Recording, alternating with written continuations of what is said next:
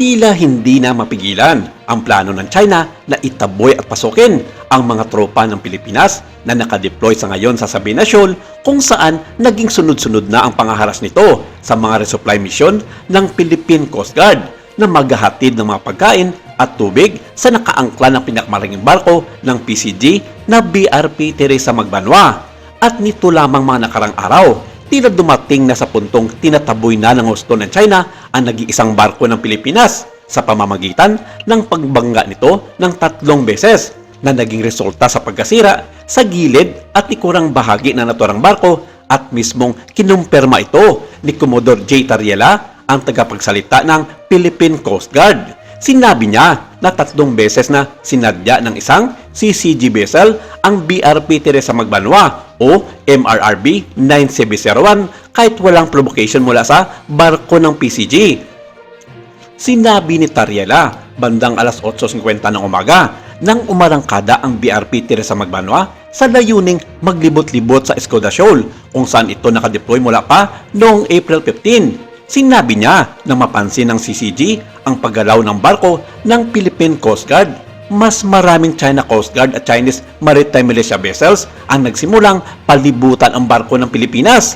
Sa isang video presentation, sinabi ni Tariela na batay sa isang drone shot, unang namataan sa lugar ang People's Liberation Army Navy tugboats 175 at 185 at 2 CCG vessels 4303 at 3104.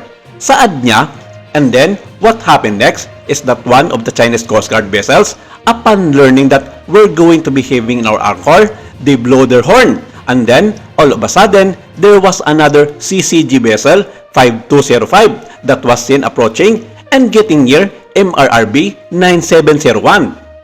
Bandang alas 12 naman ng tanghali, sinabi ni Tariela na umikot ang baryong barko ng CCG at direkta at sinadya na binangga ang Teresa Magbanwa sa starboard quarter nito. Makalipas ang ilang minuto, nagsagawa ito ng panibagong mapanganib na maniobra at binangga ang port bow ni Teresa Magbanwa. Mayroon ding butas na resulta ng direktang pagbangga ng barko ng CCG. Sinabi ni Tariela, ayon kay PCG Commandant Admiral Ronnie Hill Gaban, walang nasugatan na tauhan ng BRP Teresa Magbanwa. Hindi pa rin nila natatanggap ang mga detalye ng pinsalang natamo ng barko ng PCG. Ito na aniya ang ikalimang harassment na naranasan ng PCG simula noong August 8. Samantala, sa isang payag, sinisi ng CCG ang Pilipinas sa pagbangga ng barko nito sa mga barko ng China Coast Guard na sinabi nitong acted in an unprofessional and dangerous manner. Sinabi ng CCG ng isa sa mga barko nito, 5205, ay nagsagawa ng mahakbang tulad ng pagsigaw ng mga babala at pagpaluap sa barko alinsunod sa batas at sa mga regulasyon ng komunistang bansa na China. Inulit ng China na mayroon itong legal na basyan at soberanya sa Spratly Islands na tinatawag nitong Nansha Islands, kabilang ang Escoda na tinatawag nitong Xianbin Reef at ang mga nakapalibot na katubigan nito. Sinabi ng China Coast Guard na magsasagawa ito ng mga kinakailangang hakbang upang matibay na hadlangan ang lahat na lumalabag sa pagkilos at pag-uudyok ng gulo at pagdudulot ng kaguluhan sa maraming punto, at determinadong pangalagaan ang teritorial na soberanya at mga karapatan at interes sa karagatan ng bansang China. Ayon sa People's Liberation Army Navy ng China, patikim pa lang daw iyon sa mga Pilipino, at isang babala na sa susunod nilang gagawin ay sisiguro din nilang mapapaalis na nila ang barko ng Pilipinas na BRP Teresa Magbanwa sa Sabina Shoal.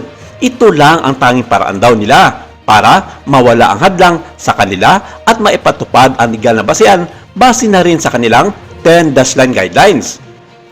Iniyayag ng tagapagsalita ng China na si Zhao Lijian na maaaring gagawin na nilang agresibo ang kanilang pamamalakad sa South China Sea at gagamit ng nahas kung kinakailangan dahil nakapaloob ito sa kanilang saligang batas at walang dahilan ang ibang mga bansa na hadlangan ang kanilang mga balak sa pagbawi ng mga nasasakupan nilang isla sa South China Sea. Isa ito sa seryosong babala para sa Pilipinas na kung hindi nila ito ililisanin ang nag-iisang barko nito na BRP Teresa Magbanwa sa Escoda Shoal, maaaring hihilahin na nila ito pabalik ng Pampang malapit sa Palawan. At kung makipagmatigasan pa ang mga ito gagawin nila ang kanilang second option ng kanilang tropa sa pamamagitan sa pag-akyat nito sa barko ng Pilipinas at disarmahan ang mga ito kung kinakailangan. Dahil sa paglabag ng mga Pilipino sa ilalim ng batas ng China, maaaring sasampahan nila ng mga kaukulang kaso ang mahuhuling crew ng BRP Teresa Magbanwa at ikulong ito sa kanilang piitan sa Yulin Naval Base na matatagpuan sa Hainan Island. Binalaan din ni Li Jian ang Amerika sa tangkat nitong panghihimasok sa sigalot ng China at ng Pilipinas na maaaring tumulong ang mga ito sa pagbibigay ayuda sa mga barko ng Philippine Coast Guard na magtangkang tumawid sa kanilang karagatan na sakop ng kanilang 10-dash line para mag-escort ang mga ito sa resupply mission ng PCG.